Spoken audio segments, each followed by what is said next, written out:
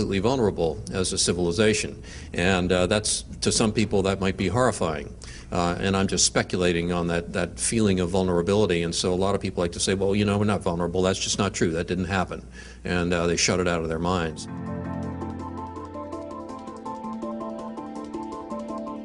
Because try. Well, that's something. I know what countries are from. Well, we could do a little round table introduction then, if you know, because you know, a few of us have only just met and things like that. Yeah, we met today already. That extensively. After the program last evening, they did the survey on the internet.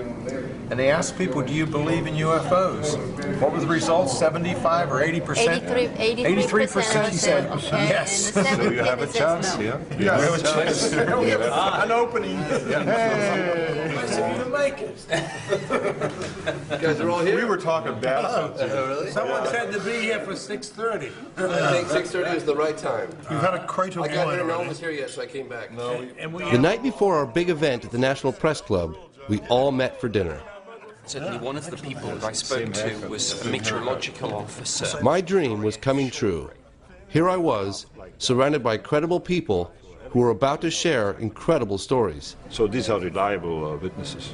Yeah. There were generals, pilots, physicists, an FAA official, an Air Force colonel.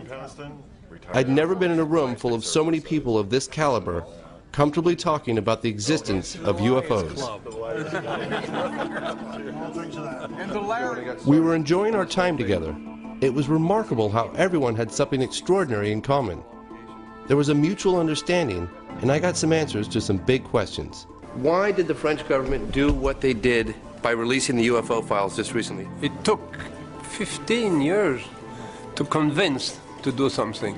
Despite the public position of the US government, somebody, whether it was on an official or a sort of back channel basis, but somebody most definitely was looking into the UFO phenomenon. If you're not capable to identify whatever flies around, there is something wrong. Could you say something very quickly? One of the things I always remember you talking about was when you'd be at a cocktail party and the subject would come up with UFOs, and you sat with one on the ground for 45 minutes and you'd bite your tongue. What was that like? It was difficult. But you know, in some ways there was some kind of satisfaction involved there. And they're talking about stuff, the what if, and I knew. My name is James Peniston, United States Air Force retired. In 1980, I was assigned to the largest tactical fighter wing in the Air Force at the time. I was stationed at RAF Woodbridge, England. Shortly after midnight on the 26th of December 1980, Staff Sergeant Steffens briefed me that some lights were seen in Rendlesham Forest, just outside the back gate. He informed me that whatever he seen didn't crash. He told me it landed. I then ordered Airman Kabanzak, A1C Burroughs, to respond with me off-site. That night, we were on Security 1, which was in charge of mobile security for the Woodbridge base, and we responded to Jim Burroughs' sighting of something out on the edge of the flight line. Well, the controller on the radio broadcast over the air that go down and check out a possible UFO. There was a craft of some sort that was sitting just inside the tree line. When we arrived to the suspected crash site, it quickly became apparent that we were not dealing with a plane crash, or for that matter, anything else we've ever responded to. Burroughs would say to Jim Peniston, "Do you see that? Do you see what's out there at the edge of the trees?" It was just bright lights, you know, and the only way you can describe it is, I guess you'd call it an object. At that point in time, 3 of us had direct observation of the craft. I then asked Airman Kabanzak to relay the radio transmissions back to our control center. Burroughs and I proceeded towards the craft. The only noise we heard out in the woods was the noise of the animals. Just as Burroughs and I entered the tree line, the shape of the craft was defined. The closer we got, the more the white light dissipated, but what appeared was a triangular craft. When we approached it, it was, I say it measured probably about 9 feet long, maybe 6 feet high, a little higher than me, maybe 6.5 feet. The lighting emanated from the fabric of the craft, and it would actually move around. I mean, it would move. You'd have different locations where maybe a little blue lighting was going into it, or maybe a little red. And then there must have been some type of lighting underneath of it because it silhouetted the aircraft itself. I went around and started doing a 360 walk around the area, recording my observations. I was looking underneath the craft like that. I had taken quite detailed notes on that. Type of aircraft still unknown. No apparent landing gear. No sound, but appears to be pulsating somehow. Yeah, it was pretty nerve-wracking. I mean, there's something there right in front of you, you don't know what it is. I would go ahead and feel the craft, which was warm. There was static electricity in the air. Very warm to touch. Identifying markings are on left front side. As I came around to the one side of the craft, there was etching on the face me just above the center part of the craft itself.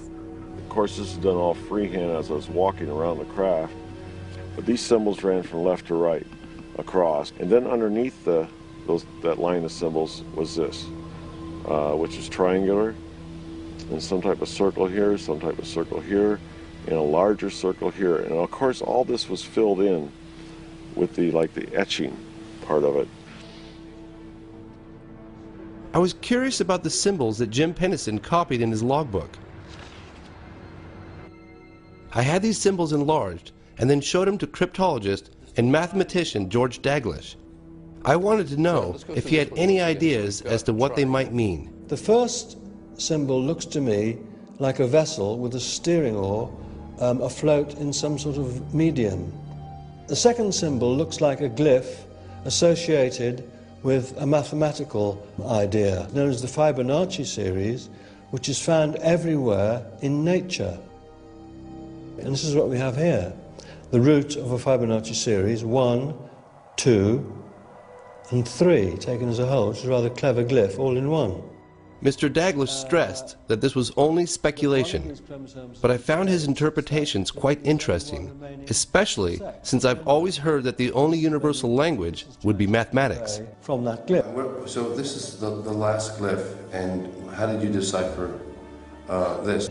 They could represent an apse in an orbit, a perigee, or an apogee. And if they are apses, apogees and perigees, it means that the orbiter is doing a highly precessive orbit, like that.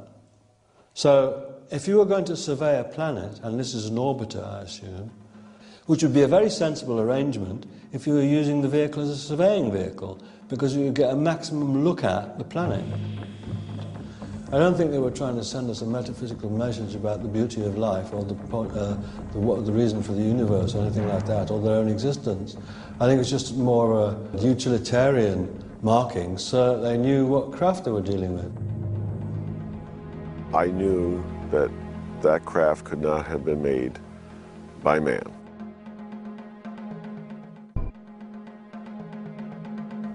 And then it started moving back in between the trees with absolutely no sound, no air disturbance at all. Takeoff, unknown speed, and I write, impossible. I mean, it was threatening to me, but it wasn't the type that you were going to shoot on it. And also the fact was that, what would happen if I would have shot at him? What good would it have done? That night, over 80 Air Force personnel, all trained observers assigned to the 81st Security Police Squadron, witnessed the takeoff. The information acquired during that investigation was reported through my military channels. The team and witnesses were told to treat the investigation as top secret. Thank you.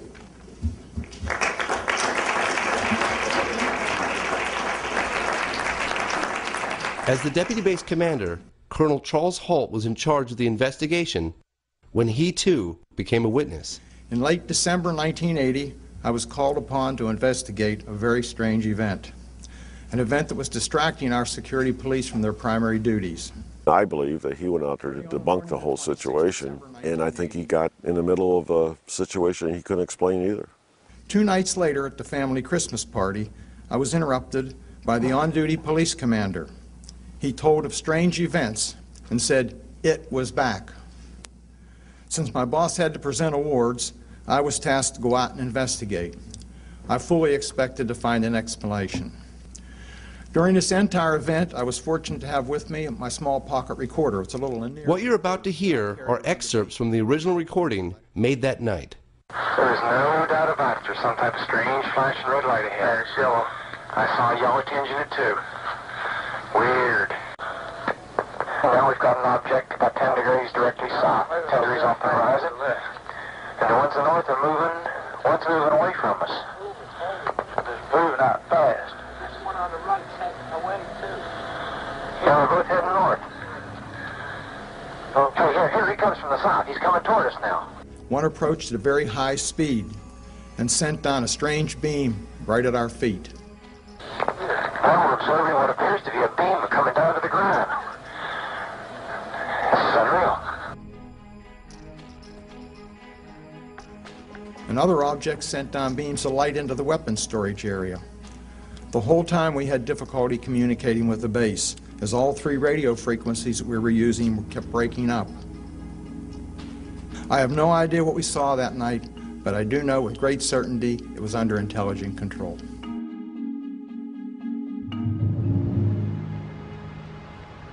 Five-star Admiral Lord Hill Norton had been pressuring Parliament to provide clear answers on this case. I wanted to know if he believed a UFO actually landed at a U.S. airbase in England. That is one explanation, that it actually happened, as Colonel Holt reported. The other explanation is that it didn't. And in that case, one is bound to assume that Colonel Holt and all his men were hallucinating. The British Ministry of Defence's position is that nothing of any defense interest took place. This position was strongly criticized by the Admiral. That the colonel of an American Air Force base in Suffolk and his merry men are hallucinating when there are nuclear-armed aircraft on the base must be of defense interest.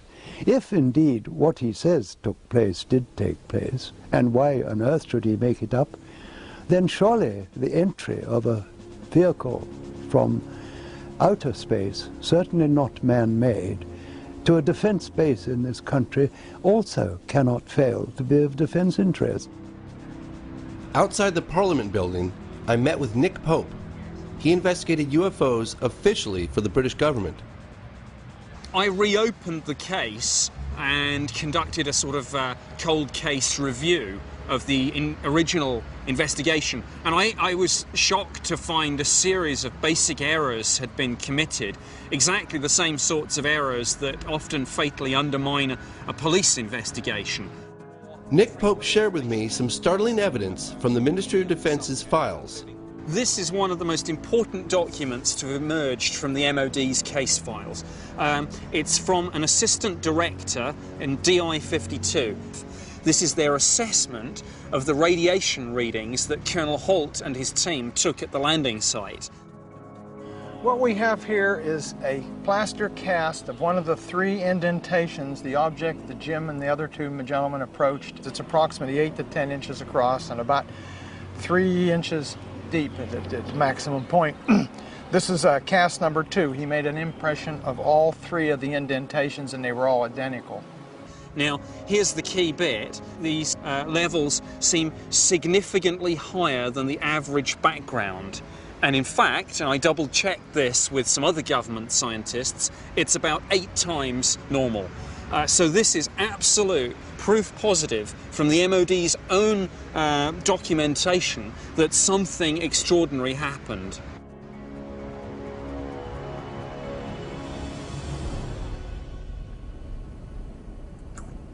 Back in America, I arranged a meeting between Colonel Holt and Sergeant Nevels, one of the men who was with him that night. Well, I don't believe it. Hello, sir. How are you doing today? It's been a long time. Long. These men shared an extraordinary experience, one that puzzles them to this day. Still wobble a little bit, but I make it. I was glad to have brought them together after 28 years. Yeah, I want If you